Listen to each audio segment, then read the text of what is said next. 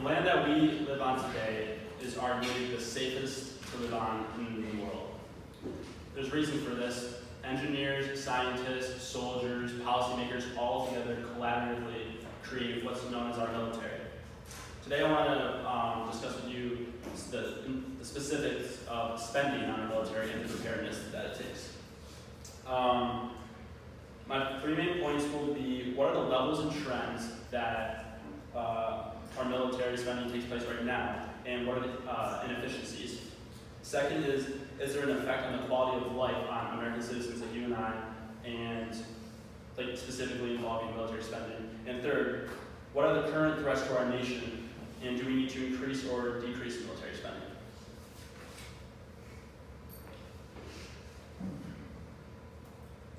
So for the first main point, one trend I found was that in the 1990s, military spending decreased exactly at the right time when Russia decreased their military spending. So this kind of shows that we are always looking at other countries, and based on their results, we have an output in a sense. And that was from the Stockholm International Peace Research Institute.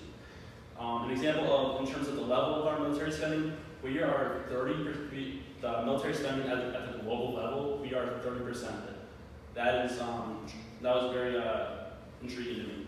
And the third one is, lastly, what is spending going towards? And there was a high correlation to the equipment involved, but a low correlation to the personnel. So soldiers weren't that much involved in terms of how much we're spending. It was the equipment. So the equipment is like aircraft, satellites, and the most of the money went towards aircraft carriers and nuclear submarines.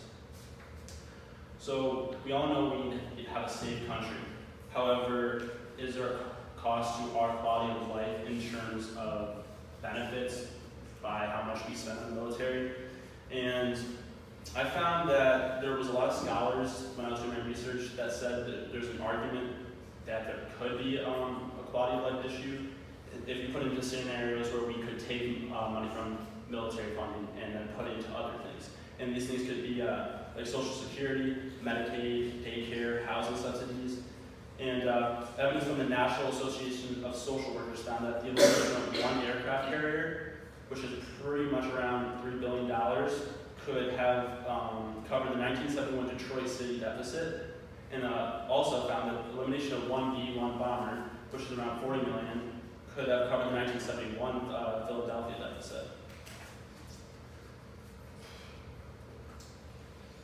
So now I'd like to discuss with you,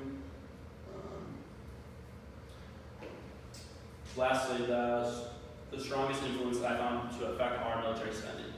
The first one was, when I was doing my research, I found that there was an insightful document on the National Defense Strategy that was published, and it suggested that we are entering a new phase in terms of what we need to be concerned about in our security. So beforehand, since 2001, since the terrorist attacks, we were very concerned with extremist groups like Al-Qaeda and so on. But now we're changing phases to large powers developing their stronger militaries, like Russia, North Korea, and China.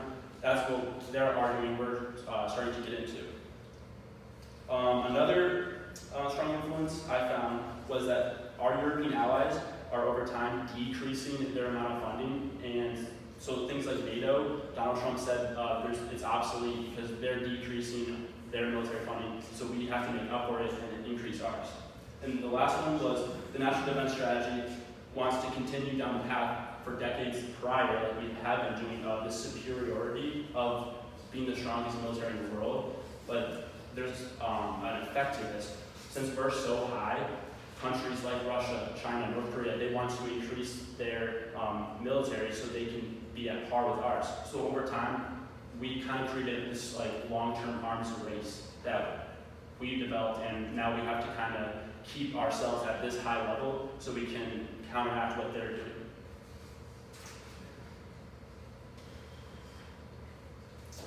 So in conclusion, today I sought out to get us thinking about certain aspects of military spending in the United States and how our government choices can affect the United States citizens. Also, I wanted to bring to your attention the major factors that are contributing to how much we decide to spend on our military. So for discussion, Do I have time for 3 or do I have time? You take 3 minutes. With going first for our nation's security, should we maintain current military spending in order to sustain our global superpower? I believe that there should be like one body, but unfortunately, I think that one body of like military is us at the moment, which I don't necessarily like, but I think it's good that we have a big military. Right.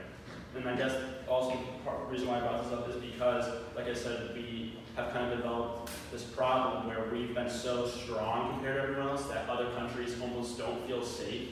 So they need to bring up their military power to try to like equal it out. So now it's between, do we decrease it to try to counteract that, or is it too late, where we just need to kind of stay at the top for like eternity?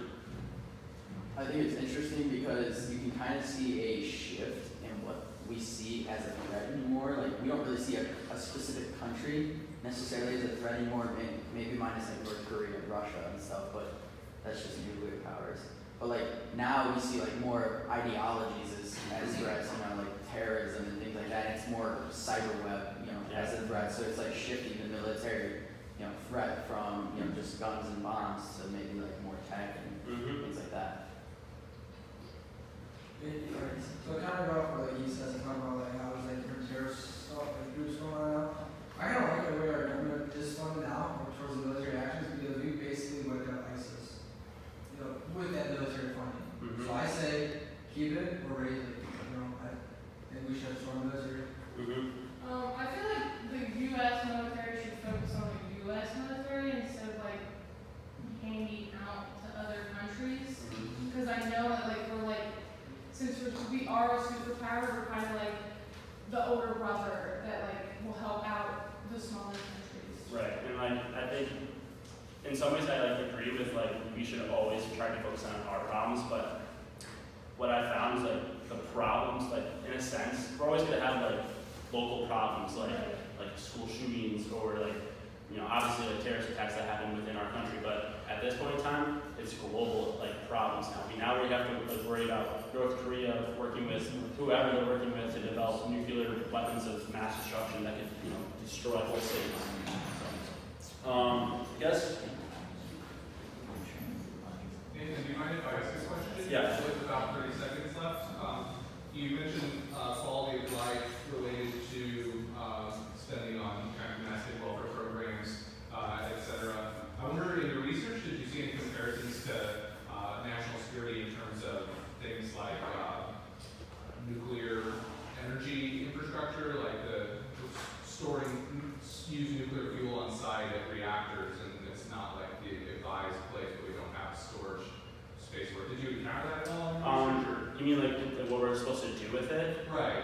Yeah, I mean, I haven't directly with the research now, but I did have done other research involving that, and there's a problem with, I think that there's no long-term solution because that's thousands of years epidemic.